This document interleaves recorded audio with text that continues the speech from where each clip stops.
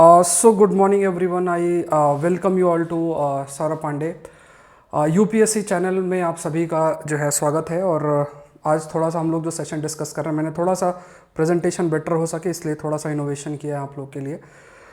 तो यहाँ पे first of all just try to understand, चीज़ें विजिबल भी रहें उसके लिए भी मैं प्रयास कर रहा हूँ आप लोगों के लिए। सो जो टॉपिक्स आज हम लोग डिस्कस करेंगे, today we are going to discuss all these topics, एक एक करके जो हम लोग डिस्कस करेंगे। टॉरस स्ट्रेट ज्योग्राफी का टॉपिक है और this is linked with geography. तो ये टॉरस स्ट्रेट है, तो ये this is basically a geography topic, तो ये डिस्कस करेंगे। Quantum computers and classical computers के बारे में we will discuss about quantum computers and classical computers, दोनों में क्या है वो थोड़ा सा डिस्कस करेंगे। ये भी साइंस का टॉपिक है, साइंस के अंदर नोट करना है। Artificial intelligence and wild life, this is also important because AI का एप्लीकेशन बहुत बहुत जगहों पे इंक्रीज हो रहा है। वाइल्ड लाइफ में कैसे हो सकता है। Then we have a cognitive warfare concept. Cognitive warfare क्या है, बहुत अल्टीमेट आर्टिकल इस पर भी एडिटोरियल्स में अगर आप देखोगे तो एडिटोरियल के अंदर आया है। तो कॉग्निटिव वॉरफेयर, आप इंटरनल सिक्योरिटी से रिलेटेड ये सब जो इंपॉर्टेंट पार्ट है इसमें हम इनको इंक्लूड कर सकते हैं। Then we have OBOR summit, ये चाइना के द्वारा अभी कंडक्ट भी होने वाला है। OBOR समिट जिसे हम कहते हैं, मतलब हुआ है अभी। तो ये क्यों इंपॉर्टेंट है, इसके क्या कंटेक्स्ट हैं, so that we will discuss. फिर वर्किंग वुमेन का कंसेप्ट है, मतलब वर्किंग वुमेन से रिलेटेड एक एडिटोरियल आपका आया है, तो दिस वी विल डिस्कस। ठीक है, वर्किंग वुमेन से रिलेटेड जो एडिटोरियल है उस पर भी हम लोग डिस्कशन करेंगे। और जो मेंस का क्वेश्चन, हाँ अभी मैंने फ्रेम नहीं किया but I will share with you. ठीक है, आकलन सीरीज़ मैंने जो है आप लोग के लिए लॉन्च कर दी है। आकलन सीरीज़ आपका पूरे तरीके से लॉन्च हो चुकी है और इसका प्राइस भी मैंने बहुत ही कम रखा है। ठीक है, कि आप लोग अपने आंसर्स को रिव्यू कर सको। तो इसमें अभी डेली आंसर आप चेक कर सकते हो और करा सकते हो। जो जैसे ही कोर्स जो है आप लोग मतलब ज्वाइन कर सकते हैं। कल काफ़ी सारे लोगों ने ज्वाइन भी कर लिया, बट मैंने एक नंबर रखा है, उससे ज़्यादा I can't take because I have to check the answer and then submit. तो आपका जो क्वेश्चंस आपको मिलना स्टार्ट हो जाएंगे और उसी का आंसर आप मुझे सेंड करेंगे, उसमें पूरा अपलोड होगा आंसर आपका। जैसे सौरभ पांडे अभी यूपीएससी ऐप है, उसको डाउनलोड कर सकते हैं, डिस्क्रिप्शन बॉक्स में लिंक दिया हुआ है। उस ऐप के माध्यम से आप ये ज्वाइन कर सकते हैं। ये कोर्स मैंने लॉन्च कर दिया है। आंसर आप सेंड कर सकते हैं, क्वेश्चंस आपको मिलेगा, उसी में अपलोड करेंगे, उसी में चेक होगा, उसी में आपको मिल जाएगा। तो आप अपना रिव्यू देख सकते हैं, उसमें नंबर भी मैं आपको प्रोवाइड करूँगा। हर क्वेश्चन कितने नंबर का है तो उसमें आपको प्रॉपर रिव्यू होगा, पूरा फीडबैक और ये सब चीज़ें जो है आपकी उसमें अवेलेबल रहेंगी। ठीक है, तो ये आकलन सीरीज़ आपकी ऑलरेडी लॉन्च हो चुकी है ऐप के अंदर। तो ऐप का लिंक डिस्क्रिप्शन बॉक्स में इट इज़ गिवन। इसके अलावा मैंने एक आज के समय में जो चेंजेस हो रहे हैं उसको ध्यान में रखते हुए, क्योंकि चीज़ें ज़्यादा से ज़्यादा आप लोग प्रैक्टिस करें, तो करंट अफेयर्स को ध्यान में रखते हुए एक और भी टेस्ट मैंने लॉन्च कर दिया है। ये इसका भी प्राइस बहुत ही कम रखा है, इसमें 50 टेस्ट 3000 के आसपास क्वेश्चंस आपके रहेंगे।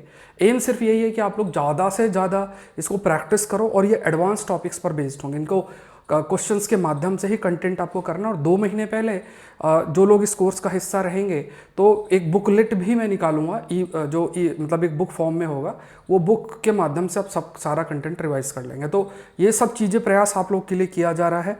तो ये भी सौरभ पांडे यूपीएससी ऐप के अंदर है। ऐप का नेम अभी सौरभ पांडे CSC करके हो जाएगा। ऐप में यूपीएससी की जगह CSC शब्द आ जाएगा। बट अभी फिलहाल अगर आज आप सेशन देख रहे हो तो अभी यूपीएससी नाम है। डिस्क्रिप्शन बॉक्स में लिंक दिया है, उस लिंक पे क्लिक करना और आप ज्वाइन कर सकते हैं। ठीक है, तो ये 50 टेस्ट है। पहला टेस्ट जो है आपको अवेलेबल हो जाएगा, जो पहला जो आपका टेस्ट होगा वो शेड्यूल्ड हो जाएगा नेक्स्ट संडे से। नेक्स्ट संडे से हर संडे होगा और लगभग 50 टेस्ट हैं। एग्ज़ाम के जैसे ही क्लोजनेस आएगा तो number of test continuous basis में बढ़ते चले जाएंगे। आप पूरी रैंकिंग होगी, सब कुछ आपका अवेलेबल रहेगा। तो ये सब चीज़ें हैं। आप इस ग्रुप में, जो टेलीग्राम चैनल है, इस ग्रुप में जाके अपने आंसर्स भी जो है वो सेंड कर सकते हैं। अगर आप नहीं कोर्स का हिस्सा हैं तो आप खुद से देखना चाह रहे हैं तो आप सेंड कर सकते हैं। इसके अलावा भी आप जो PDF है, इसका PDF भी आपको अवेलेबल रहेगा। So let's start with the first part. पहला पार्ट हम लोग डिस्कस करते हैं। This is aboriginal referendum in Australia. अब ठीक है, वहाँ पे एबोरिजिनल शब्द का मतलब क्या होता है। तो पहली चीज़ तो देखो, जो भी डेवलपमेंट हो रहा है सामाजिक लेवल पे, मतलब यहाँ पे इंडिजिनस की बात होती है। इंडिजिनस शब्द एबोरिजिनल मतलब जो वहीं से रिलेटेड हैं, वहीं से जुड़े हुए हैं, उनके लिए शब्द इस्तेमाल आपका होता है। मतलब जो वहीं के हैं उन्हें हम ये शब्द उनके लिए इस्तेमाल करते हैं। इंडिजिनस लोग हैं जो वहाँ काफ़ी समय से आपके रह रहे हैं। और इसमें जो हमारे लिए काम का है वो ये है कि फ़िलहाल के लिए एक जोग्राफिकल लोकेशन मेंशन्ड है, वो बहुत इंपॉर्टेंट बनती है। तो यहाँ पे जो ऑस्ट्रेलियाज़ हैं, ऑस्ट्रेलियंस की बात करें, उन्हें वोट करना है कि एक aboriginal and Torres Strait island voice parliament में क्रिएट करनी है कि नहीं करनी है। मतलब यहाँ पे क्या है कि वो ऑस्ट्रेलियंस वो वोट करेंगे और पार्लियामेंट में ये कुछ जगहें हैं, क्या उनका रिप्रेजेंटेशन इंक्रीज करना है कि नहीं करना है। जैसे फॉर एग्जांपल जैसे आप लोग देखते हैं, जैसे हम लोग ये लाइक इफ़ यू डिसाइड कि चलो इस पर्टिकुलर रीजन से रिप्रेजेंटेशन होना चाहिए, इसी तरीके से ऑस्ट्रेलिया में ठीक है, they are trying to decide whether the Torres Strait islander voice जो है वो आपका होना चाहिए कि नहीं होना चाहिए पार्लियामेंट के अंदर। और यहाँ पे क्या है, खास तौर से जो टॉरेस स्ट्रेट आइलैंडर्स लोग हैं, टॉरेस स्ट्रेट आइलैंडर्स के जो लोग हैं, लाइक है ना, as a we can say कि they can be recognised as the first people of the Australia in the आप कह सकते हैं as a first people of Australia in the constitution. एक रिप्रेजेंटेशन देना, लोग अपने रूट से भी जुड़ना चाहते हैं, ये भी एक पॉइंट है। ये देशों में सबसे इंपॉर्टेंट एक बड़ा जो इशू इनको फेस करना पड़ता है, that is basically we can say जो कंटिन्यूस बेसिस पे माइग्रेशन है, तो कौन यहाँ से है कौन नहीं है, इस पर कंटिन्यूसली आपकी डिबेट चलती रहती है।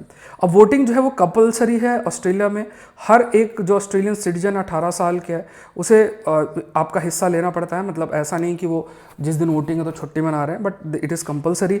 एंड यहाँ पे ये भी है कि कई सारे चेंजेस होते रहे उनके भी इलेक्शन में। रेफरेंडम में जो भी है तो उसमें कुछ प्रश्न भी ऐड ऑन किए गए हैं कि ऐसा होना चाहिए, है ना। तो यहाँ पे बस हमें जो अभी फ़िलहाल के लिए जानना है, जो हमारे जोग्राफिकल कंटेक्स्ट में इंपॉर्टेंट है, वो अभी हमें जानना है ये टॉरेस स्ट्रेट के बारे में। ये टॉरेस स्ट्रेट आपको याद रखना है। तो यहाँ पे देखो ये ऑस्ट्रेलिया है, अगर देखोगे दिस इज़ ऑस्ट्रेलिया, ये ऑस्ट्रेलिया है।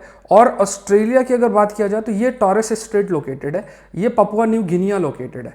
तो this is Papua new Guinea and you have this Torres Strait located. तो ये पपुआ न्यू गिनिया और ऑस्ट्रेलिया का जो हिस्सा है, इन दोनों के बीच में ये आपका टॉरेस स्ट्रेट लोकेटेड है। तो generally we need to know about it, ये इंपॉर्टेंट बनता है बिकॉज अगर देखा जाए तो ये जो टॉरेस स्ट्रेट है, this is again geographical context में पूछा जा सकता है, कई जगहें न्यूज़ में रहती हैं। सेशन लाइव देख रहे हैं तो लाइक बटन जरूर से प्रेस करें, सेशन को लाइक भी जरूर से करें। ये मैंने थोड़ा सा चेंज किया है प्रेजेंटेशन पे, जिससे कि आप लोगों को कंटेंट की विजिबिलिटी और अच्छी हो सके। मैं भी आपके सामने प्रेजेंट हूँ तो आई डोंट थिंक आपको कोई दिक्कत हो रही होगी, और प्लस कंटेंट भी और अच्छे तरीके से आपको विजिबल होगा। तो कुछ इनोवेशंस करने की ज़रूरत कई बार पड़ती है, ठीक है। तो आप अपना इसमें व्यू पॉइंट जरूर से दें। मैं लाइव ही हूँ आपके सामने और साथ में कंटेंट भी आपको अच्छे तरीके से दिख रहा होगा। तो ये सारी चीज़ें हैं।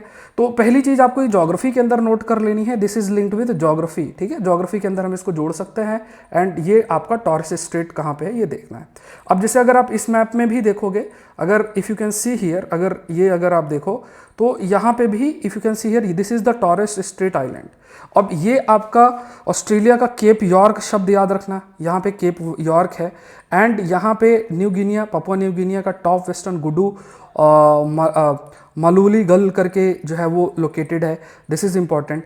फिर एक जगह पे जैसे कुछ ऐसी जगहें भी रहती है, जैसे ईस्टर्न रीजन में मैरियाम है, सेंट्रल रीजन में कुलगल करके है, यह है। और यहाँ पे ही कुछ आइलैंड्स हैं जिन पे जिसमें मतलब ये टॉरेस स्टेट है और है ना, और ये आइलैंड है, यहीं पे लोग रहते हैं, तो वो टॉरेस स्टेट आइलैंडर्स शब्द उनके लिए जो है वो इस्तेमाल किया जाता है।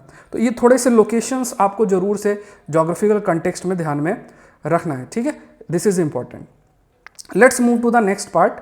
नेक्स्ट पार्ट है how quantum algorithm solve the problem that classical computer can not, ठीक है।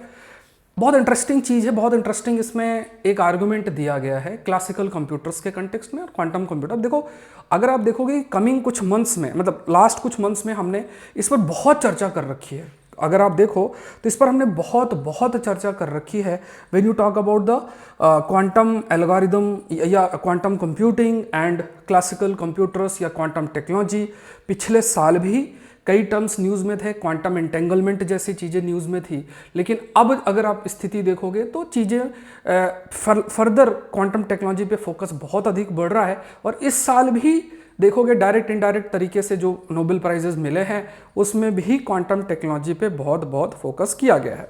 तो ये आप एक चीज़ समझने का प्रयास करो कि ये जो टॉपिक है this is basically linked and related with quantum technology. ठीक है, ये किससे रिलेटेड है?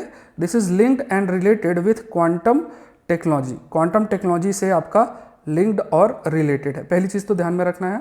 और क्वांटम शब्द का मतलब क्या होता है? जैसे मान लो कि कोई भी suppose this is an atom, atom के अंदर आपके पास कई सारी प्रेजेंट हैं, जैसे आपके पास प्रोटॉन है, न्यूट्रॉन है, and then you have we can say कि आपके पास you also have what we call it as electrons present हैं। ठीक है, यू हैव इलेक्ट्रॉन्स ऑल्सो, ये प्रेजेंट है। तो इनके लिए जो शब्द हम इस्तेमाल करते हैं वो दैट वर्ड बेसिकली इज सब एटॉमिक पार्टिकल्स। सब एटॉमिक पार्टिकल्स शब्द हम इसके लिए इस्तेमाल करते हैं। सब एटॉमिक पार्टिकल्स जब हम बात करते हैं तो यहाँ पे जो क्वांटम टेक्नोलॉजी बेसिकली है वो इन सब एटॉमिक पार्टिकल्स की प्रॉपर्टीज पर बेस्ड आपकी होती है। सब एटॉमिक पार्टिकल या क्वांटम मैकेनिक शब्द की बात करते हैं तो उसमें हम सब एटॉमिक पार्टिकल्स के नेचर पर हम स्टडी जो है वो करते हैं। ये चीज़ आपको ध्यान में रखनी है। अब जैसे फॉर एग्जांपल, जैसे पहले एक पॉइंट आप समझें, पहली चीज़ तो क्या है कि जो आपका just try to understand this point कि जो आपका फॉर एग्जांपल जो क्वांटम कंप्यूटर्स हैं, जो क्वांटम कंप्यूटर्स हैं वो किस पर बेस्ड हैं? क्वांटम टेक्नोलॉजी पर बेस्ड हैं। They are also based on quantum technology. Quantum technology पर जो है या क्वांटम मैकेनिज्म पर बेस्ड है। It means subatomic particles के नेचर पर ये बेस्ड हैं। सब एटॉमिक पार्टिकल्स के जो नेचर है उस पर ये आपका बेस्ड हैं। अब यहाँ पे क्या है कि जैसे जो भी क्वांटम कंप्यूटर्स होते हैं, these quantum computers, when you talk about these quantum computers, तो इनमें जो इन्फॉर्मेशन स्टोर होती है उसे हम क्यूबिट बोलते हैं। नॉर्मल कंप्यूटर्स में जैसे बिट शब्द या बाइट शब्द का इस्तेमाल करते हैं। अब जनरली जो स्टोरेज होता है वो दो फॉर्म में होता है, 0 या 1। इसे हम बाइनरी फॉर्म भी बोलते हैं। We use the term called as binary form है। तो इसमें क्या है, क्लासिकल कंप्यूटर्स बेसिकली इस बाइनरी फॉर्म पे बिट पे बेस्ड है, और आपका जो क्वांटम टेक्नोलॉजी पर बेस्ड या जो क्वांटम कंप्यूटर्स हैं they are based on qubits, वो क्यूबिट्स पर बेस्ड हैं। तो जो ये क्यूबिट्स हैं, अब इसमें एक कंसेप्ट आता है जिसे हम कहते हैं सुपरपोजिशन। जैसे मान लो जो नॉर्मल कंप्यूटर्स होंगे, when you talk about the normal computers, तो नॉर्मल कंप्यूटर्स में क्या है, नॉर्मल कंप्यूटर्स में एक ही टाइम पे या तो वैल्यू 0 होगी, स्टोर होगी, या 1 होगी। लेकिन क्यूबिट्स के केस में क्या है कि आप कह सकते हो एक ही टाइम पे वैल्यू 0 या 1 हो सकती है, 0 भी हो सकती है, 1 भी हो सकती है। इस प्रॉपर्टी के लिए हम एक टर्म भी यूज़ करते हैं, सुपरपोजिशन शब्द का भी इस्तेमाल आपका किया जाता है। सुपरपोजिशन शब्द जो है this is also being used. तो यहाँ पे क्या है कि एल्गोरिदम बेसिकली क्या है कि जैसे अगर हम लिखते हैं 1 + 1 2 होता है, तो है ना, तो ये एक एल्गोरिदम बना दिया कि मान लो x + y = a + b + c। ठीक है, ये एक फॉर्मूलेशन बना दिया, कोडिंग कर दी कि जब भी एक्स वाई मिलेगा तो ABC बनेगा। इसी तरीके से कंप्यूटर्स में बहुत सारी चीज़ें होती हैं, कोडिंग के माध्यम से एक सीक्वेंस मैथमेटिकल कैलकुलेशन पर बेस्ड होती है जिसमें आउटपुट डिसाइड होता है। तो यहाँ पे उसे हम एल्गोरिदम बोलते हैं। अब इस एल्गोरिदम में जो आपके क्वांटम कंप्यूटर्स हैं, वो क्वांटम कंप्यूटर्स बेसिकली, इस एल्गोरिदम की अगर बात करोगे तो बेस्ट पार्ट क्या है कि जो भी ये क्वांटम कंप्यूटर्स हैं, these quantum computers are based on qubits पर बेस्ड है। इट मीन्स एक ही समय में 0 या 1 वैल्यू हो सकती है। और वहीं अगर आप देखोगे, मतलब आप खुद समझो कि आपके माइंड के अंदर एक ही समय में सारी वैल्यूज हो सकती हैं, तो जब भी कोई आउटपुट आएगा वो ज़्यादा फास्ट भी होगा क्योंकि कैलकुलेशन बहुत फास्ट होगी क्योंकि सारी वैल्यूज एक साथ है। लेकिन क्लासिकल कंप्यूटर्स में या तो एक समय पे वैल्यू 0 हो सकती है या 1 हो सकती है, मतलब बाइनरी फॉर्म आपका प्रेजेंट रहेगा। तो इस वजह से क्या है, because of this nature of qubit, जो आप कह सकते हो कि जो क्वांटम कंप्यूटर्स हैं वो क्लासिकल कंप्यूटर से फार बेटर हैं, और मतलब स्पीड वाइज भी देखा जाए तो because these quantum computers they are based on what we called as quantum algorithm पर ये बेस्ड आपके होते हैं। इस वजह से इनकी स्पीड भी काफ़ी ज़्यादा होती है because of this nature of superposition of the state of qubits. ठीक है, ये तो टर्म आपको याद रखना है कि जहाँ पे हम सुपरपोजिशन शब्द यूज़ करते हैं, इट सिंपली मीन्स एक ही टाइम पे वैल्यू 0 भी हो सकती है, एक ही टाइम पे वैल्यू 1 भी हो सकती है, और एक ही टाइम ये जो सुपरपोजिशन का नेचर है, इस वजह से क्वांटम कंप्यूटर्स जो क्वांटम एल्गोरिदम पे बेस्ड है, जो लॉजिकल गेट्स पे, मतलब लॉजिकल गेट्स भी यहाँ पे एक शब्द मेंशन्ड है। जैसे सपोज करो कि फॉर एग्जांपल जैसे मान लो एक ये है, एक ये है, ठीक है, और यहाँ से कुछ एक वैल्यू जा रही है, ये ऐसे जा रही है, फिर ये वैल्यू आपकी कंबाइन करती है इस टाइप से, ये कंबाइन किया, ठीक है, फिर ये इससे कंबाइन किया, फिर एक वैल्यू आ रही है। तो ये सब क्या होता है, basically we use this term called as, मतलब ये लॉजिकल गेट्स पे बेस्ड है। इसे हम शब्द होते हैं क्वांटम गेट्स शब्द इस्तेमाल करते हैं in case of quantum computers, we use the term called as quantum gates शब्द हम इस्तेमाल करते हैं क्वांटम कंप्यूटर के केस में, और है ना। तो ये थोड़ा सा आपको ध्यान में रखना है कि क्वांटम गेट, तो मतलब जिसमें ये है कि जैसे मान लो जैसे यहाँ पे वैल्यू एक ही समय पे 0 1 हो सकती है, तो उसमें आउटपुट के चांसेस, एक तो स्पीड वे में क्योंकि सारी चीज़ें एक साथ है तो स्पीड भी ज़्यादा होगी और सारी चीज़ें, तो इस वजह से क्वांटम कंप्यूटर्स के हाई स्पीड, और जो सबसे इंपॉर्टेंट पार्ट है अगर आपसे पूछे कि क्यों है, एक तो क्वांटम एल्गोरिदम पे बेस्ड है ये, this is based on quantum algorithm. दूसरा एक सबसे इंटरेस्टिंग चीज़ जो है वो है कि वो आपके बेसिकली क्यूबिट्स चीज़ों पर बेस्ड है, क्यूबिट्स है, और यहाँ पे क्वांटम गेट्स भी यूज़ होते हैं, यू हैव क्वांटम गेट्स, ठीक है। कमेंट सेक्शन में आप बताओ what do you mean by quantum entanglement, शब्द का मतलब बताओ, क्वांटम एंटेंगलमेंट क्या होता है, what do you mean by quantum entanglement. Quantum entanglement आखिर क्या है, ये एक बार कमेंट सेक्शन में आप लोग बताओ। पिछले साल काफ़ी न्यूज़ में भी था, अगर नहीं पता है तो ज़रूर से let me know, I will explain you, ठीक है। तो इसका पीडीएफ मैं आपसे शेयर जो है करूंगा। अब जैसे कुछ ऐसे एल्गोरिदम है, जैसा मैंने आपको स्टार्टिंग में बताया कि एल्गोरिदम शब्द का मतलब क्या होता है कि सर्टेन कोडिंग आपकी रहती है, कि जैसे मैंने अभी बताया कि x + y = ABC, ये फिक्स्ड है, x की y की वैल्यू जब भी प्लस करेंगे तो ABC आपका आएगा। तो इस टाइप का एल्गोरिदम कोडिंग के माध्यम से चीज़ें रखी जाती है। तो ऐसे ही कुछ एल्गोरिदम हैं, जैसे एक एल्गोरिदम बोलते हैं शॉर एल्गोरिदम।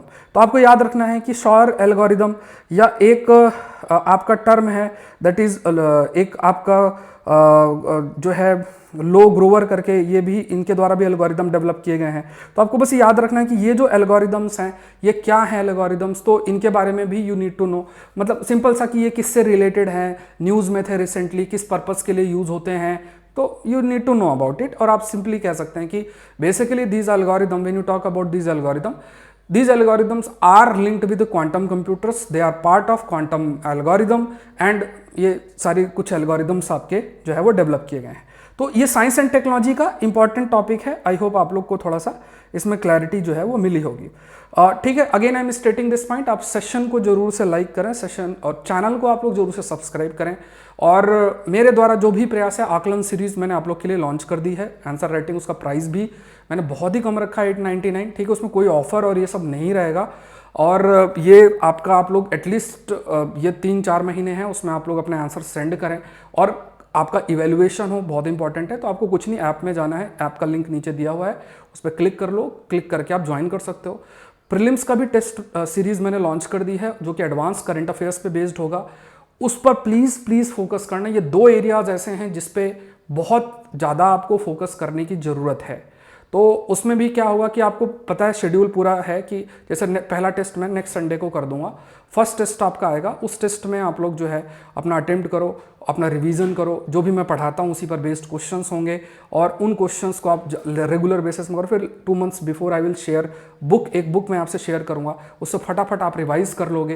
ये जैसे मैंने ई बुक आपसे शेयर की है, उसी ऐसे ही क्वेश्चंस को आप बढ़िया तरीके से प्रैक्टिस कर सकते हो। लगभग 50 टेस्ट उसमें, तो उसका भी प्राइस मैंने 499 रखा है कि ज़्यादा से ज़्यादा लोग उसका बेनिफिट ले सके, ठीक है। मेरे द्वारा जो भी प्रयास है, खास तौर से जिस लेवल पे चीज़ें चल रही हैं, तो एम सिर्फ यही है कि आप लोग का जो आप एक क्वालिटी कंटेंट जो है वो एक्सेस कर सके और अपनी प्रिपरेशन को थोड़ा सा और अच्छा कर सके। Let's move to the next part, scientist turn and AI ear to wildlife. अब देखो एक चीज़ बहुत इंटरेस्टिंग है, एक चीज़ हम याद रखें, जैसे इस साल भी आपका प्रश्न बना हुआ था और अगले साल भी हमेशा इस पर प्रश्न बिल्कुल फ्रेम होता रहेगा, और वो है कि AI का एप्लीकेशन। आज भी देखोगे तो बहुत अल्टीमेट आर्टिकल एडिटोरियल में आया, पढ़ के बहुत मज़ा आया मुझे। तो AI एप्लीकेशन पर बेस्ड है ये। AI का यूज़ किन किन एरियाज़ में होता है, तो जैसे अब वाइल्ड लाइफ में भी AI का इस्तेमाल काफ़ी अधिक हो सकता है। अब इसमें जैसे मान लो क्या होता है कि जैसे मान लो कोई जंगल है, अब उस जंगल में बहुत सारे जीव प्रेजेंट है, अब वो जो जीव हैं वो कौन कौन से जानवर प्रेजेंट है, कौन सा जानवर मतलब मान लो माइग्रेट करके आ गया है, या सब सारी जानकारी। तो इसमें एक टर्म मेंशन्ड है that we call it as bioacoustic, ठीक है। तो यहाँ पे क्या है कि एनिमल लाइफ और हैबिटेट्स के बारे में जानने के लिए, जैसे मान लो आप बैठे हो, एक सिस्टम लगा दिया, फिर उसको सुन रहे हो बैठे बैठे, अच्छा ये जानवर है क्या, ये जानवर, उसने आवाज़ निकाल, अच्छा इस जगह पे ये जानवर है। तो आप क्या है, बायो एकॉस्टिक जो है, मतलब जो भी वॉइस उस बेसिस में जानवर की क्या स्थिति है, उनके हैबिटेट की क्या स्थिति है, इन सब के बारे में आपकी जानकारी बढ़ेगी और आप खुद से मैनुअली नहीं करोगे, इसके लिए आर्टिफिशियल इंटेलिजेंस का इस्तेमाल होगा। तो चीज़ें बहुत जल्दी हो सकती है, बहुत एक्यूरेट हो सकती हैं। तो हम ये कह सकते हैं कि खास तौर से बहुत सारी लैंड जिसको हम सैटेलाइट और इन सब के माध्यम से सर्वे भी करते हैं, और वाइल्ड लाइफ की बात करें कि वाइल्ड लाइफ प्रोटेक्शन के लिए जो भी स्थिति बन रही है वो कैसी स्थिति है, चीज़ें कैसी हो रही हैं, क्या इम्प्रूवमेंट हो रहा है कि नहीं हो रहा है, ये सब चीज़ें हमें अगर देखनी है तो that can be easily done through AI. जो वॉइस का रिकॉग्निशन किया जाता है, वॉइस को जो हम जो आपकी वॉइस है, उस वॉइस को जो हम समझने का प्रयास करते हैं वो मैनुअली ना करके आर्टिफिशियल इंटेलिजेंस का इस्तेमाल करके किया जा सकता है। तो यहाँ पे याद रखना कि एआई का जो एप्लीकेशन है, किस तरीके से एआई का जो एप्लीकेशन है दैट इज़ बेसिकली कैसे आपका इंक्रीज किया जा रहा है, वो थोड़ा सा किस तरीके से इंक्रीज हो रहा है वो हमें थोड़ा सा आइडिया होना चाहिए, खास तौर से वाइल्ड लाइफ प्रोटेक्शन और इन सब में। Let's move to the next. बहुत अल्टीमेट आर्टिकल है। ऐसे आर्टिकल्स मतलब आप मानो कि रेयरली आते भी हैं, कभी कभी आते हैं, 1.5-2 महीने में आते हैं। अल्टीमेट कंसेप्ट है इसमें, और ये टॉपिक हम लोग इंक्लूड करेंगे। एक नया कंसेप्ट इसमें है, वो है कॉग्निटिव वॉरफेयर शब्द का इस्तेमाल है इसमें, ठीक है। कॉग्निटिव वॉरफेयर ये शब्द है इसमें, ठीक है। बहुत अल्टीमेट है ये कॉग्निटिव वॉरफेयर, ये एक है। तो जैसे इंटरनल सिक्योरिटी, साइबर सिक्योरिटी, तो हम इसको इंक्लूड कर सकते हैं। जीएस पेपर 3 के अंदर इस टॉपिक को इंक्लूड किया जा सकता है। जीएस पेपर 3 के अंदर इट कैन बी इंक्लूडेड। अब बहुत अल्टीमेट मैंने कहा कि इसमें आर्गुमेंट दिया है, एंड आर्टिकल में भी कॉग्निटिव वॉरफेयर पे चर्चा की गई है। कॉग्निटिव वॉरफेयर पर जो है कंटिन्यूस बेसिस में इसमें अच्छे से एक्सप्लेन जो है किया गया है। डिस्कस करते हैं, कुछ बातें डिस्कस करते हैं, क्या क्या पॉइंट्स इसमें हाईलाइट आपकी किया गया है। अब देखो कि पहली चीज़ तो समझने का प्रयास करो, कॉग्निटिव, इसमें कहा गया कि कॉग्निटिव जो वॉरफेयर है ये एक इंपॉर्टेंट एलिमेंट हो गया मॉडर्न वॉरफेयर का, और जैसे कि मैरीटाइम, एयर और स्पेस है, इसी तरीके से थोड़ा सा ये जो लिखा है उसको समझने से पहले कुछ कंटेक्स्ट जो है वो मैं आपको थोड़ा सा बता देता हूँ कि कंटेक्स्ट आपका क्या है, ठीक है। What is the context behind it, मतलब कंटेक्स्ट थोड़ा सा हमें ध्यान में रखना। जैसे मान लो आज के समय में आपकी सोच, आप क्या सोचते हो, आप क्या पढ़ते हो, क्या देखते हो, ये सब कुछ वर्चुअल वर्ल्ड में डिसाइड हो रहा है। आप खुद से पूछो कि कितना समय आप दे पाते हो कि आप अब आउटर साइड वर्ल्ड में जाके इंटरेक्ट करो। तो हम एक वर्चुअल वर्ल्ड का हिस्सा बन रहे हैं। अब उस वर्चुअल वर्ल्ड में क्या चीज़ें आ रही हैं, उस बेसिस पे रिलेशनशिप्स डेवलप हो रहे हैं, ह्यूमन रिलेशनशिप जो है वो डेवलप हो रहे हैं, आपकी सोचने की क्षमता, आपके विचार, सब कुछ अफेक्ट हो रहे हैं। अब उस चीज़ को मैनिपुलेट किया जा सकता है। आपका बिलीफ, आप क्या सही मानते हो, आपको लगेगा मैं बहुत इंटेलिजेंट हूँ और मैं जो पढ़ा हूँ ना वही सही है, आप लोग जो पढ़ा हो वो भी गलत हो सकता है। तो there is this aspect called as, बहुत अच्छी लाइन लिखी है, that is the truth decay. ये ट्रुथ डिके जो है वो देखने को मिलता है, ट्रूथ नहीं, ठीक है, ट्रुथ, सच्चाई की जो डिके हो रही है, मतलब सच्चाई पूरे तरीके से डाइल्यूट हो रही है, खत्म हो रही है। तो ट्रुथ डिके का कंसेप्ट जो है वो हाईलाइट आपका किया गया है। सो जो ट्रुथ डिके है वो कंटिन्यूअस बेसिस पे देखने को मिल रहा है। और क्यों? क्योंकि हमारी जो सोचने की क्षमता है, हमारी हर चीज को एक तरीके से हैक कर लिया गया है। आपकी सोचने की क्षमता, बिहेवियर एस्पेक्ट, वो सब क्या है, इसी को कॉग्निटिव शब्द इस्तेमाल करते हैं। जैसे मैं आपको बताता हूं कि मानो इजराइल और हमास की इशू चल रहा है, अगर आप शॉर्ट्स पे जाओ तो बहुत सारे ऐसी चीजें बार बार सर्कुलेट किए जा रहे हैं कि आपका इमोशनल लिंकेज एक पर्टिकुलर एरिया से इंक्रीज हो, है ना। तो वो वॉरफेयर का तरीका इजराइल भी अपना सकता है, वो वॉरफेयर का तरीका पैलेस्तीन भी अपना सकता है।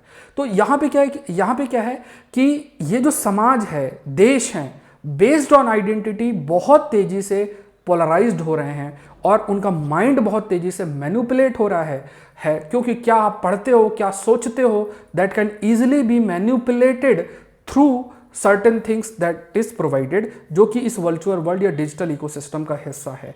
आप किसी के प्रति नेगेटिव सोच सकते हो, आप किसी के प्रति पॉजिटिव सोच सकते हो, सही आदमी के प्रति गलत सोच सकते हो, गलत के प्रति सही सोच सकते हो, और बहुत तेजी से आपका माइंड जो है वो चेंज होगा, प्रिजुडिस, परसेप्शन, ये सब डेवलप होगा। तो ये चीज़ क्या है, all this we can say it is a part of a cognitive, और जो वॉरफेयर है ये कॉग्निटिव वॉरफेयर का हिस्सा है। एंड यहाँ पे इंस्टीट्यूशंस को डिस्टेबलाइज करना, ये सब चीज़ें आपकी हो सकती हैं। आपका अरे क्या मतलब, आप कहोगे अरे क्या ये सरकार ऐसी है, ये संस्थाएं ऐसी हैं, ये इस टाइप से है, ये हो रहा है ना, मतलब सारी चीज़ें वैसे ही काम हो रही, बट आपका ट्रस्ट डाइल्यूट हो रहा है।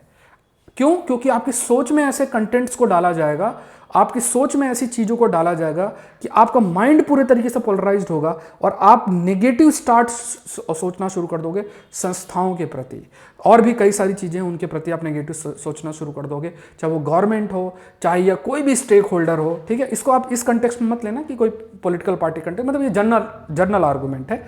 तो ये इसी को हम कॉग्निटिव वॉरफेयर शब्द का इस्तेमाल करते हैं, क्योंकि फाइनली आप ही का सपोर्ट होके ही तो कोई आगे बढ़ सकता है, लोग जो है। तो डेमोक्रेसी भी इस पे काफ़ी डेंजर में हो सकती है बिकॉज ऑफ द कॉग्निटिव वॉरफेयर्स। तो यहाँ पे बहुत सारे टूल्स के माध्यम से हमारे जो भी हम कह सकते हैं जो हमारी सोचने की क्षमता है उसको टारगेट किया आपका जा सकता है। गवर्नेंस कैपेबिलिटी, कॉन्फिडेंशियलिटी, हर चीज़ इससे लॉस आपका देखने को मिल सकता है। मतलब इंस्टीट्यूशंस के प्रति ट्रस्ट की बात हो या गवर्नेंस के प्रति, जब हम गवर्नेंस कैरी आउट करते हैं, अरे इससे क्या होगा, जब हम कोई चीज़ें सरकार इंप्लीमेंट करती है तो उसकी कैपेबिलिटी भी आपकी बहुत हद तक रिड्यूस होगी। क्यों? क्योंकि संस्थाओं का डाइल्यूशन धीरे धीरे जो है वो होने लग जाएगा। तो यहाँ पे क्या है कि बहुत ज़्यादा ये जो साइकोलॉजिकल लेवल पे, साइकोलॉजिकल वॉरफेयर के जो इस्तेमाल करके लोगों के माइंड को मैनिपुलेट कर पाना, ये बहुत है और देखने को मिल रहा है। जैसे अब सपोज करो एक छोटी सी बात है, आप भारत डेटा प्रोटेक्शन लॉ लेकर आ जाएगा।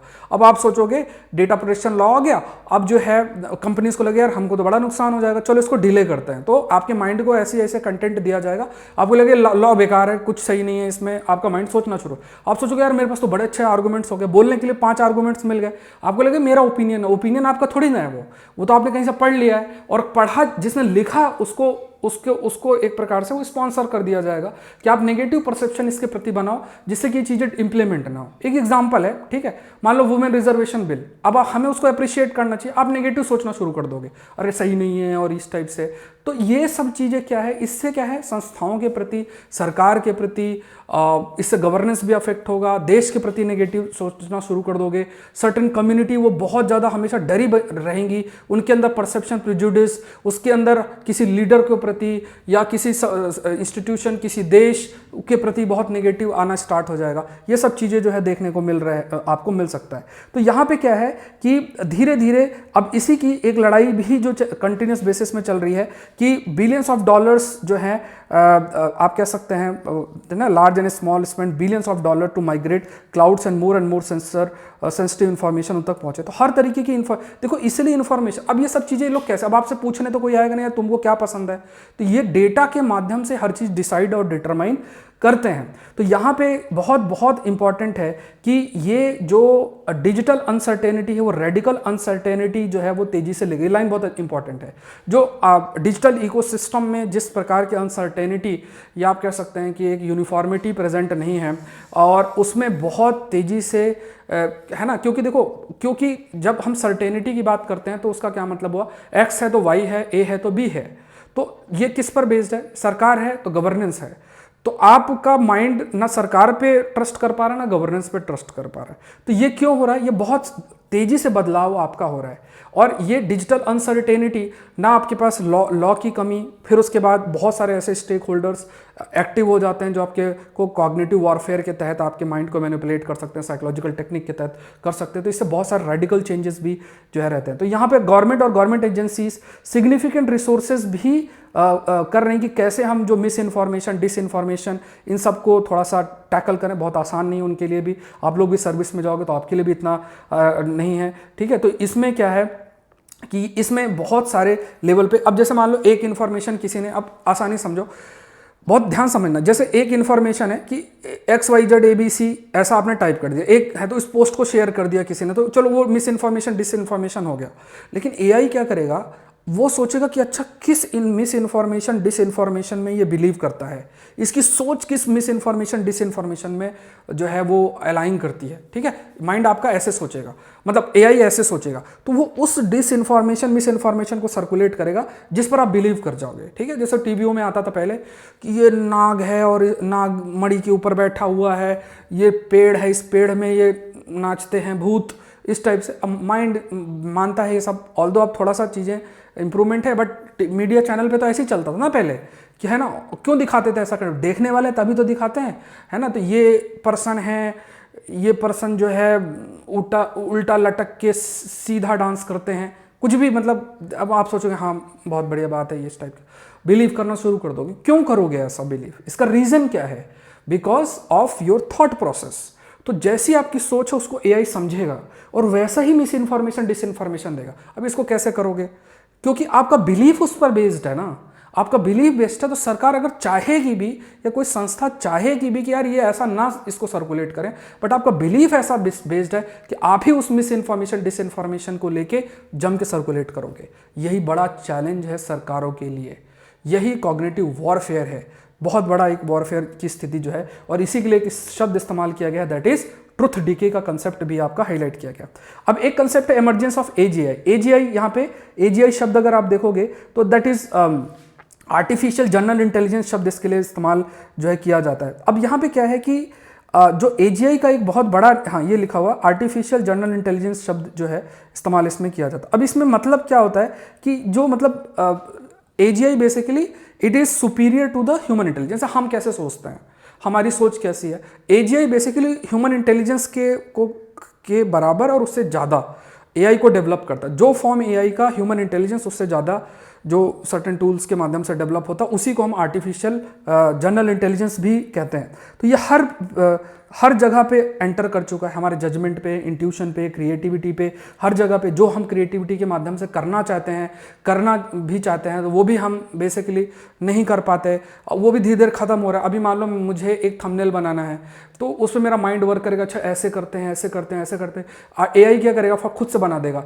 धीरे धीरे आपका वो आर्ट के स्किल जो है, वो जो आपकी आर्ट्स की स्किल है वो खत्म हो जाएगी।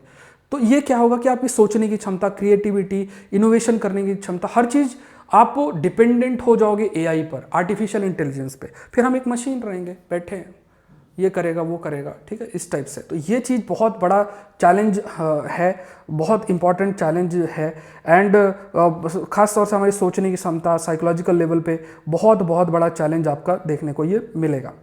उसके बाद क्या है कि यहाँ पे बहुत पूरे कंट्री में हम ये कह सकते हैं कि जो एजीआई है ये पूरे कंट्री में फेक चीज़ें फैला सकता है।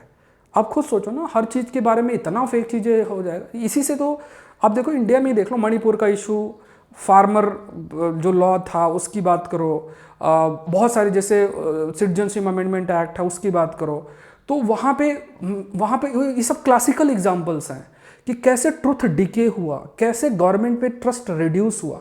सरकार मान लो एक्स बोलेगी, उसको इधर उधर से इतना ज़्यादा मैनिपुलेट किया जाएगा कि पब्लिक तक जो बात पहुंचेगी वो बहुत ही ज़्यादा डाइल्यूटेड होगी।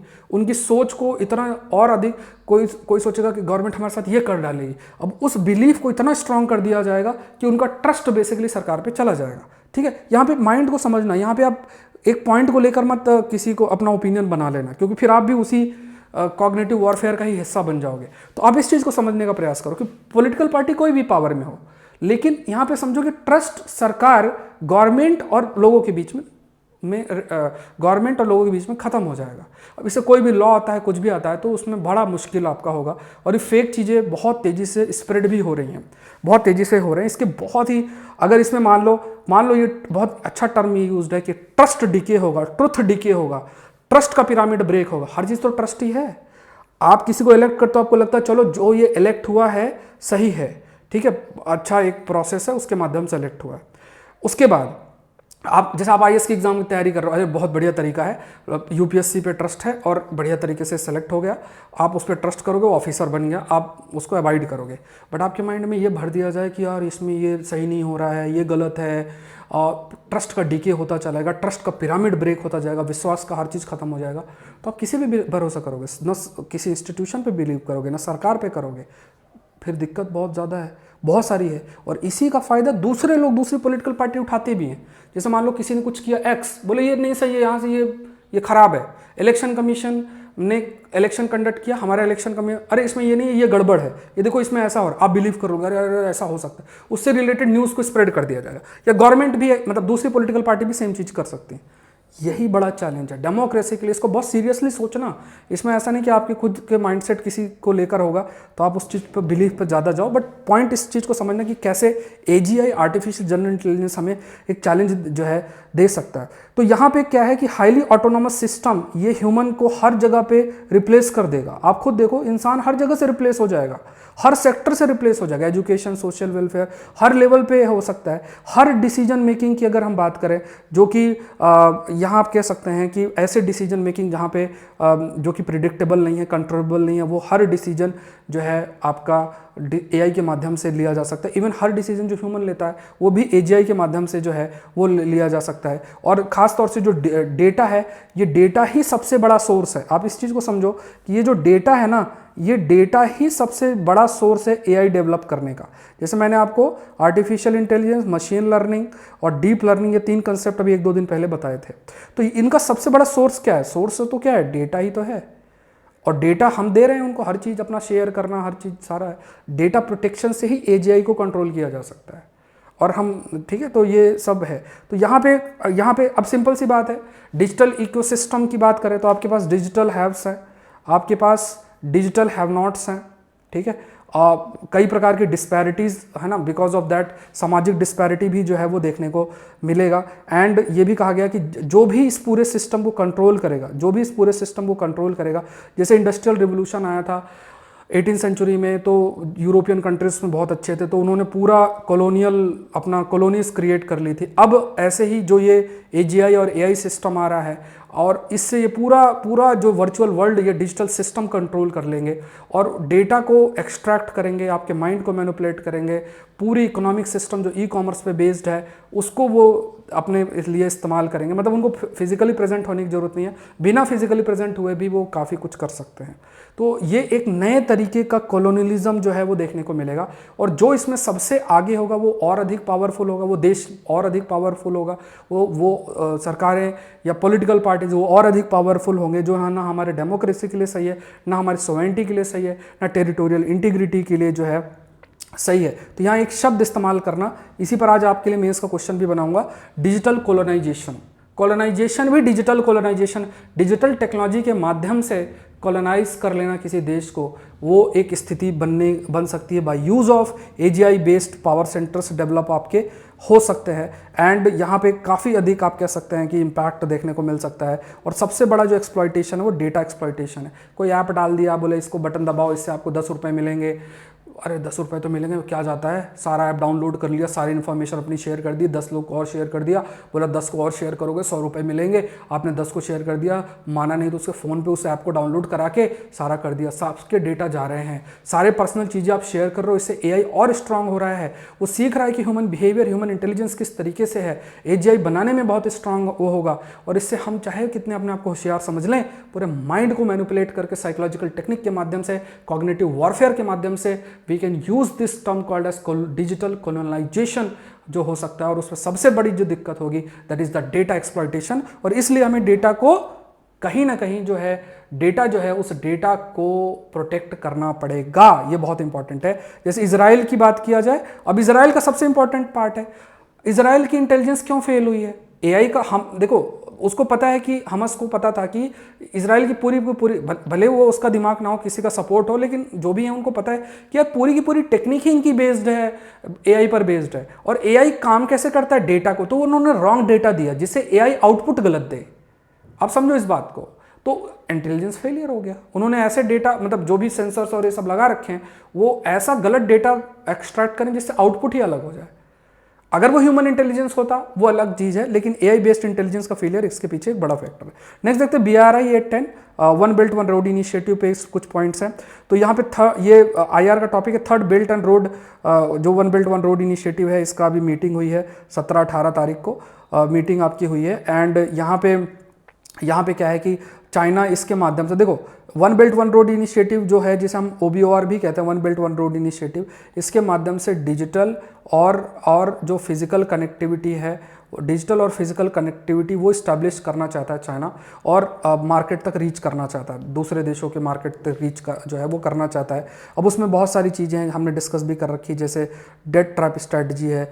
जैसे मान लो हम्बनटोटा पोर्ट है श्रीलंका का, ठीक है, उसको बोल दिया कि पहले हम आपको पैसा देंगे, फिर कहेगा चलो पैसा आपको रिटर्न नहीं हो रहा है तो आप क्या करो कि हमको लीज में दे दो, इस टाइप से चीज़ें कही गई हैं। तो धीरे धीरे जो चाइना है वो पावरफुल होना चाहता है, ग्लोबल लेवल पे अपने इन्फ्लुएंस को इंक्रीज करना चाहता है one belt one road initiative के माध्यम से, है ना। और ख़ास तौर से ग्लोबलाइजेशन को रीबूट करना, जहाँ पे वेस्टर्न कंट्रीज़ की जगह चाइना पावरफुल हो, इस डायरेक्शन में वो काम करना चाहता है। एंड यहाँ पे ये भी है कि यहाँ पे देखो सिंपल सी बात है, देखो वेस्टर्न कंट्रीज़ या यूरोपियन कंट्रीज़ भी हमारे देश या आप कह सकते हो डेवलपिंग वर्ल्ड से क्यों अधिक पावरफुल हो गए, इसका रीज़न सबसे क्योंकि उन्होंने एक कनेक्टिविटी स्टैब्लिश करके ग्लोबलाइजेशन के माध्यम से या किसी भी माध्यम से उन्होंने रिसोर्सेज का एक्सप्लॉइटेशन किया बहुत सारे लेवल पे, जिनसे उनको बेनिफिट हो, उस एडवांटेज हो, और सारे रिसोर्सेज का यूज़ करके वो काफ़ी आगे बढ़ गए, डेवलप हो गए। तो यहाँ पे कहा गया कि OBOR के माध्यम से, one belt one road initiative के माध्यम से एक नया रूट ऑफ लिंकेज जो है वो इस्टेब्लिश किया जा रहा है बाय चाइना, ठीक है। रूट ऑफ लिंकेज इस्टेब्लिश किया जा रहा है। जैसे मान लो स्टेट ऑफ मलक्का का यहाँ पे एग्जांपल दिया, अगर आप स्टेट ऑफ मलक्का देखो तो जैसे आपके पास, जैसे मान लो अगर आप इंडियन ओशन रीजन में देखो तो इस टाइप से स्टेट ऑफ मलक्का है, बीच में ऐसा रूट जाता है, और ये जो स्टेट ऑफ मलक्का जो ये रूट आपका जा रहा है, फिर इधर साउथ चाइना सी रीजन आ जाता है।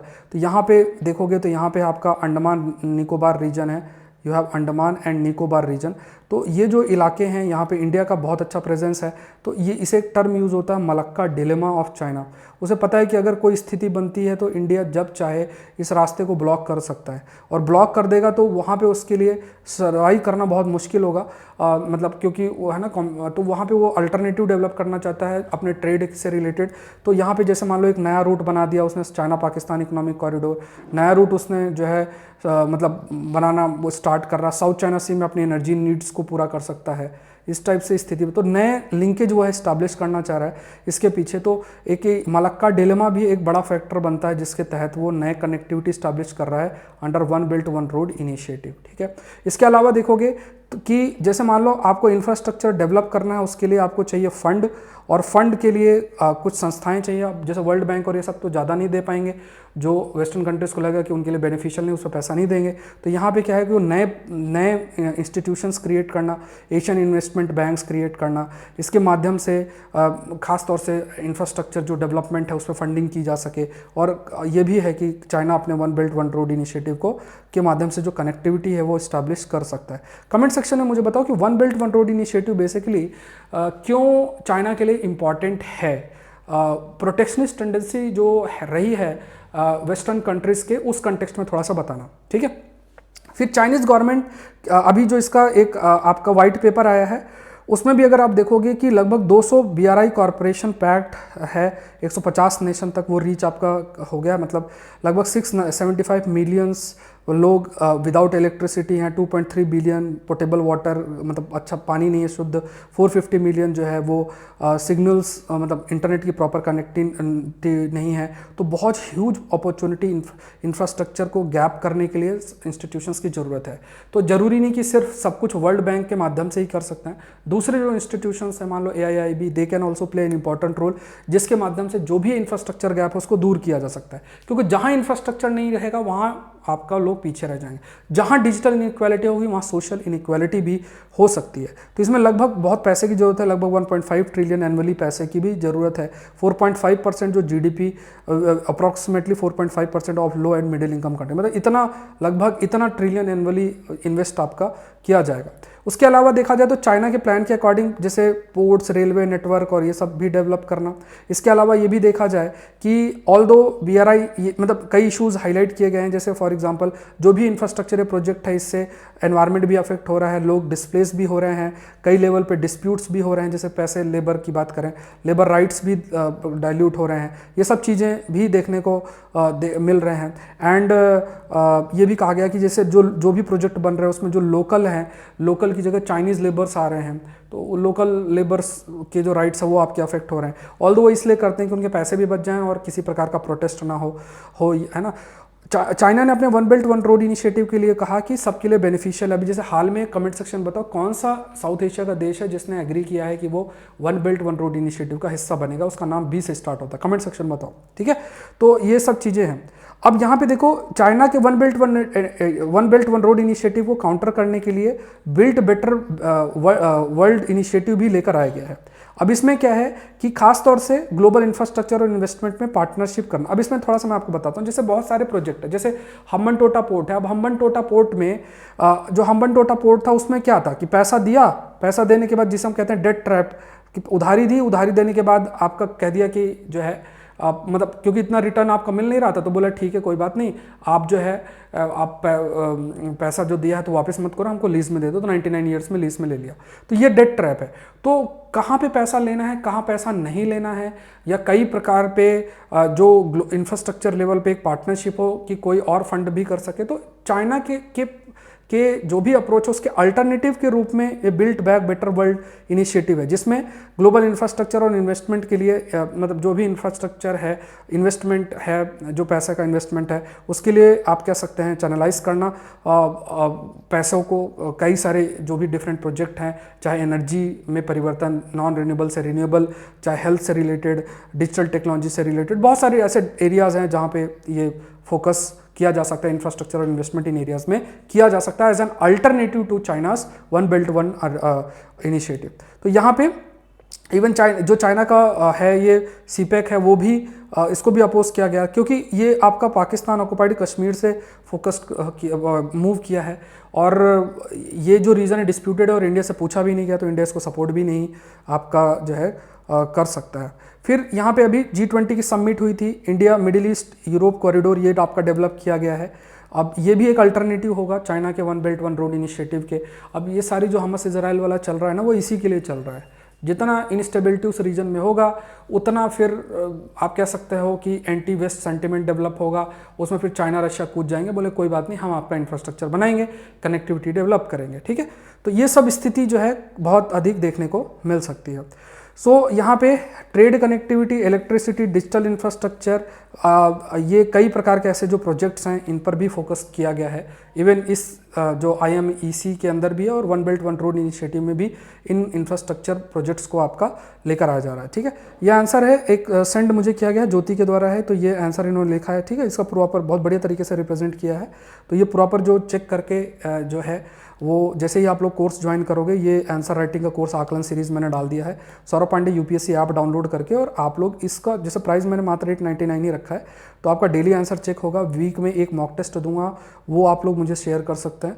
तो ये बहुत इंपॉर्टेंट है, आकलन सीरीज़ ये है, इसका आप हिस्सा बने एंड ये आप ज़रूर से जुड़ें, ठीक है। आकलन सीरीज़ की अगर बात किया जाए तो जुड़ें और अपने आंसर्स को इवेलुएट आप करा सकते हैं, ठीक है।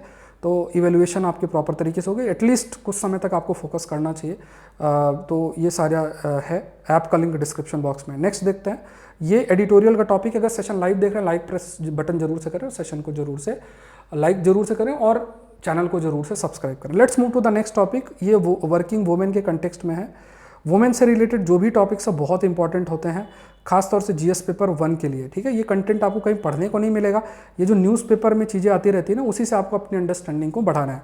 तो यहाँ पे वर्किंग वुमेन आप हेडिंग डाल सकते हैं और GS पेपर 1 में नोट कर सकते हैं। तो यहाँ पे देखो कि कोई भी देश है, जैसे सिंपल सी बात, अगर हमें अपने देश को आगे बढ़ाना है, 5 ट्रिलियन इकोनॉमी अगर मान लो अगर किसी देश को बनना है, तो वहाँ पे ज़रूरी है कि वुमेन को हम इंक्लूड करें, मतलब हर लेवल पे पार्टिसिपेशन उनका जरूरी है। अदरवाइज ऐसा नहीं कि खाली मैन ही उसमें कर सकते हैं। अब इसमें क्या है कि यहाँ पे वुमेन वर्क, केयर वर्क, उसको वैल्यू करना जरूरी बन जाता है, ठीक है। तो यहाँ पे देखो एक चीज़ तो ये है कि जैसे मान लो वुमेन के द्वारा कोई कार्य किया जाता है, जनरली केयर वर्क पे रहता है, जैसे कई घरेलू लेवल पे कार्य होते हैं, कई ऐसी चीज़ें होते हैं जो कि केयर इकोनॉमी का हिस्सा, जैसे कोई एक नर्स हैं और वो काम कर रही हैं, किसी को एक जो भी मेडिकल लेवल पे सपोर्ट है वो प्रोवाइड करना, किसी जगह पे गए और वहाँ पे एक जैसे फॉर एग्जांपल एक नर्स के रूप में काम किया, बहुत सारी जिम्मेदारियां होती हैं, उसमें काम किया, तो वो उस चीज़ को उसमें काम किया, उसको रिकॉग्नाइज़ करना, और भी कई सारे केयर वर्क है उसको इकोनॉमिक सेंस में रिकॉग्नाइज़ करना, ये बहुत इंपॉर्टेंट है। और उनके पास अपॉर्चुनिटी हो कि डिफरेंट इकोनॉमिक एक्टिविटी पर भी पार्टिसिपेशन वो कर सकें, ठीक है। सो पहला जो नेशनल टाइम यूज सर्वे है उसमें ये कहा गया कि 81.2% of all women unpaid domestic services पे इंक्लूड है, compare to 26.1%। Man spend 42 hours on an average, ये डेटा थोड़ा सा रखना, ठीक है, डेटा वाली डायरी में नोट कर लेना। मैन लगभग 42 घंटे ऑन एन एवरेज बिताते हैं on activities with in the production boundary, ठीक है। तो यहाँ पे वुमेन स्पेंड 19 आवर्स, ठीक है। तो यहाँ पे main spend 42 hours on average on activities with in the production boundaries. मतलब कोई एरिया है वहाँ पे जो भी इकोनॉमिक एक्टिविटीज़ उसमें मैन 42 घंटा स्पेंड करता है, वुमेन मात्र 19 आवर्स रहते हैं। उसके बाद women spend 10 times more time house hold maintenance में, है ना, तो चिल्ड्रंस और ये एडल्टलीस और ये सब को ध्यान में रखने की, और मेन 3.6 आवर्स है। इसके अलावा वर्किंग वुमेन उन्हें डबल बर्डन फेस करना पड़ता है। मतलब मान लो बाहर भी काम करती है, घर पे तो बाहर काम कर रहे हैं तो उनको घर की जिम्मेदारी भी देखनी पड़ती है, तो ये एक बड़ा चैलेंज बनता है। उसके बाद बहुत सारी लेवल पे जो आप कह सकते हैं जो वुमेन वर्क है वो इनविजिबल, अनकाउंटेड है। मतलब बहुत सारी, अब ऐसा तो है नहीं क्योंकि घर पे बैठा रहता है, रूम पे बंद होकर बैठा है, ऐसा तो नहीं होता है। वो केयर इकोनॉमी का तो हिस्सा ही अलग अलग लेवल पे पार्टिसिपेट करती हैं, बट उसको अकाउंट करना, उसको है ना, उस चीज़ को रिकॉग्नाइज करना, ये बहुत इंपॉर्टेंट है। केयर इकोनॉमी में जो वुमेन का पार्टिसिपेशन है उसमें उनको जो है काउंट करना। और अगर हम ये इंक्लूड नहीं करेंगे खास तौर से, तो कभी भी, जैसे मान लो एक सिंपल सी बात है, कोई वुमेन है वो किसी घर में काम कर रही है, कुछ ऐसे घरेलू कार्य में है, अब अगर हम उसे एक इकोनॉमिक एक्टिविटी के रूप में नहीं रखेंगे तो कैसे हम जो वो कार्य कर रही हैं उनमें उनके राइट्स को कैसे प्रोटेक्ट कर सकते हैं, उससे रिलेटेड लॉ ही नहीं लाएगी। अगर किसी को हम रिकॉग्नाइज ही नहीं किसी एक्ट को कर रहे हैं तो फिर हम उसको प्रोटेक्शन कैसे प्रोवाइड कर सकते हैं। तो women India work 1.5 hours longer in comparison to men, और ज़्यादातर वो अनपेड भी रहता है। अब देखो आंगनवाड़ी सिस्टम की इसमें बात किया गया, 80 मिलियन चिल्ड्रन तक ये रीच किया 6 ईयर्स ऑफ एज, 1.4 मिलियन आपके ये सेंटर्स हैं, एंड ये रूरल सेटिंग में सेंटर्स प्रेजेंट है। अब इस चीज़ को भी हमें रिकॉग्नाइज करना चाहिए एज अ इकोनॉमिक एक्टिविटी। तो जिस तरीके से इंडिया अर्बनाइज किया जा रहा है तो इसमें केयर इकोनॉमी का रोल भी बहुत तेजी से इंक्रीज होगा। वुमेन के द्वारा की गई एक्टिविटी का इकोनॉमिक सेंस में रिकॉग्निशन बहुत इंपॉर्टेंट है, और अगर हम उसको करेंगे तो जो उनके लेबर राइट्स होंगे और उन चीज़ों पर भी हम कर सकते हैं, मतलब उस पर भी हम लॉ अपने लेकर आ सकते हैं। तो ये कुछ पॉइंट्स जो हैं इसमें हाईलाइट किए गए हैं। तो women labour force participation rate India के अंदर 32.8% है according to world bank. China में 61% है, बांग्लादेश में 38% है, नेपाल में 29% है, पाकिस्तान में 24% है, और इंडिया में 32.8% है। तो ये पार्टिसिपेशन लेबर की जो ये मतलब लेबर फोर्स पार्टिसिपेशन में वुमेन का पार्टिसिपेशन बहुत बहुत इंपॉर्टेंट है, उसको इंक्रीज करें अगर हमें थोड़ा सा डेवलप होना है और चीज़ें और इंप्रूव करना है। कि वुमेन अगर इकोनॉमिक सेंस में डेवलप होंगे तो उसका benefit as a whole family, as a unit पे होगा, सोसाइटी में होगा। बहुत सारी लेवल पे जो एक एक्सप्लॉइटेशन होता है, जो उन्हें कई प्रकार की जो सोशल स्टिग्मा, डेंजर फेस करना पड़ता है, उससे वो बच पाएंगे। तो ये बहुत इंपॉर्टेंट है, ठीक है। Again daily answer review course आकलन सीरीज मैंने लॉन्च कर लिया, आप लोग इसका हिस्सा बन जाना। आपका जो है डेली आंसर जो चेक होगा, और वीकली एक मॉक में शेयर करूंगा। करंट अफेयर्स के लिए भी एक 50 टेस्ट का कोर्स जो प्राइस 499 में ये मैंने लॉन्च किया। ये जो टेस्ट होंगे, पहला टेस्ट आपका नेक्स्ट संडे को होगा, ठीक है। तो इसमें एडवांस करंट अफेयर्स पे ये बेस्ड होंगे, 50 टेस्ट होंगे, लगभग 3000 प्लस टॉपिक्स होंगे, 2 ईयर्स का कवरेज होगा। अभी प्राइस मैंने इसका इतना ही रखा है, ठीक है, तो इसको आप ज्वाइन कर सकते हैं, ठीक है। और जो लोग भी अपने आंसर सेंड कर रहे हैं, प्लीज़ आप अपने आंसर सेंड करते रहें। चैनल को जरूर से लाइक करें, चैनल को जरूर से सब्सक्राइब करें, सेशन को लाइक करें। और एक मैंने थोड़ा सा एक तरीका अपनाया है, इससे कंटेंट आपको बेटर तरीके से दिखे और आप लोग जो है आपकी अच्छी प्रिपरेशन चलती रहे, नोट्स आप अच्छे से बनाते रहो। इनोवेशन जरूरी होता है हर लेवल पे। तो आई होप ये सेशन आपके लिए हेल्पफुल रहा होगा। मिलता है नेक्स्ट सेशन के अंदर। Thank you everyone, thank you.